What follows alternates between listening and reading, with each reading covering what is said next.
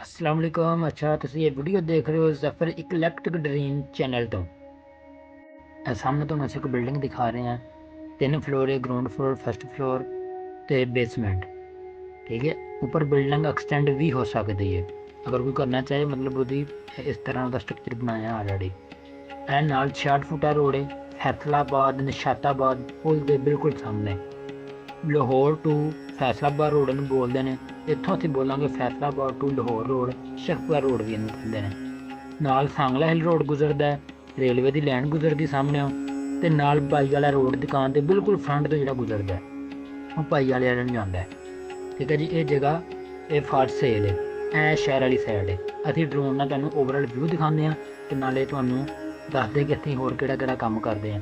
ਆਪਣੀ colony sale ਕਰਨੀ ਹੋਵੇ, ਫੈਕਟਰੀ ਸੇਲ ਕਰਨੀ ਹੋਵੇ, ਬਿਜ਼ਨਸ ਸੇਲ ਕਰਨਾ ਹੋਵੇ ਤੇ ਜਾਂ ਆਪਣਾ ਘਰ ਤੁਸੀਂ ਸੇਲ ਕਰਨਾ ਹੋਵੇ ਤੇ ਅਸੀਂ ਤੁਹਾਨੂੰ ਇਸ ਤਰ੍ਹਾਂ ਦੀ ਵੀਡੀਓ ਬਣਾ ਕੇ ਸਰਵਿਸ ਵੀ ਦੇਵਾਂਗੇ। ਅਗਰ ਤੁਸੀਂ ਚਾਹੁੰਦੇ ਹੋ ਕਿ ਅਸੀਂ ਤੁਹਾਡਾ ਘਰ ਵੀ ਸੇਲ ਕਰੀਏ, ਫਿਰ ਅਸੀਂ ਉਹਦਾ ਜਗ੍ਹਾ ਦੇ ਮੁਤਾਬਕ ਉਹਦੀ ਪਰਸੈਂਟੇਜ ਕਮਿਸ਼ਨ ਵੀ ਲੈਂਦੇ ਹਾਂ। ਵੀਡੀਓ ਬਣਾਉਣ ਦੀ ਸਰਵਿਸ ਚਾਰਜਿਸ ਅਲੱਗ ਹੋਣਗੇ। ਅਗਰ ਸਾਡੇ ਥਰੂ ਜਗ੍ਹਾ ਸੇਲ ਹੁੰਦੀ ਹੈ ਤੇ ਅਸੀਂ ਉਹਦਾ ਕਮਿਸ਼ਨ ਲਾਂਗੇ। ਠੀਕ ਹੈ ਜੀ, ਨੈਕਸਟ ਚੱਲਦੇ ਹਾਂ, ਤੁਹਾਨੂੰ ਸਾਰਾ ਓਵਰਆਲ ਵਿਊ ਦਿਖਾਤਾ ਹੈ। ਠੀਕ ਹੈ ਜੀ, ਇਹ ਤੁਹਾਨੂੰ ਅਸੀਂ ਉਹਦਾ ਰਾਊਂਡ ਦਿਖਾਉਂਦੇ ਹਾਂ ਤਾਂ ਕਿ ਤੁਹਾਨੂੰ ਟੋਟਲ ਏਰੀਆ ਦਾ ਪਤਾ ਲੱਗ ਜਾਏ। ਇਹ ਸਾਂਗਲਾ ਹਿੱਲ ਰੋਡ ਹੈ ਜਿਹੜਾ ਇੱਥੋਂ ਨਿਕਲਦਾ ਹੈ, ਕਸ਼ਮੀਰ ਪੁਲ ਵਾਲੀ ਸਾਈਡ ਤੋਂ ਜਾਂਦਾ ਹੈ ਸਾਂਗਲੇ ਵੱਲ ਨੂੰ।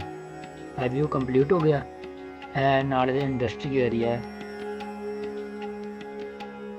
ਇਹਦੇ ਕਰੀਬ ਕਰੀਬ ਹੋਰ ਵੀ ਇੱਕ ਦੋ ਛੋਟੀ ਛੋਟੀਆਂ ਇੰਡਸਟਰੀਆਂ, ਉਹਨਾਂ ਦੇ ਨਾਂ ਨਹੀਂ ਆਉਂਦੇ।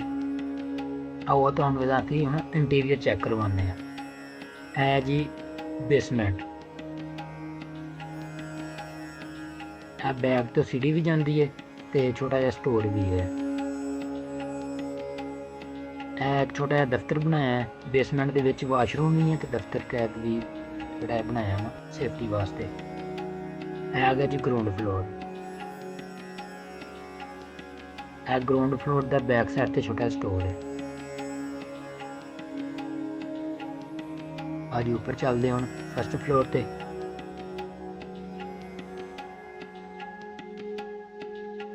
ਇਹ ਜੀ ਫਸਟ ਫਲੋਰ ਹੈ। ਇਹ ਬਿਲਡਿੰਗ ਇਸ ਤਰ੍ਹਾਂ ਤਮੀਰ ਕੀਤੀ ਗਈ ਹੈ ਕਿ ਤੁਸੀਂ ਇਹਨੂੰ ਅਗਰ ਉੱਪਰ ਐਕਸਟੈਂਡ ਕਰਨਾ ਚਾਹੋ ਨਾ ਉਹ ਵੀ ਕਰ ਸਕਦੇ ਹੋ। ਇਹ ਵਾਸ਼ਰੂਮ ਇਹਦੇ ਅੰਦਰ ਹੀ, ਮਤਲਬ ਫਸਟ ਫਲੋਰ 'ਚ ਵਾਸ਼ਰੂਮ ਇੱਕ ਬਣਿਆ ਹੈ। ਕੰਸਟਰਕਸ਼ਨ ਬਹੁਤ ਅੱਛੀ ਹੈ। ਸਾਹਮਣੇ ਨਿਸ਼ਾਤਾਬਾਦ ਦਾ ਪੁਲ ਹੈ।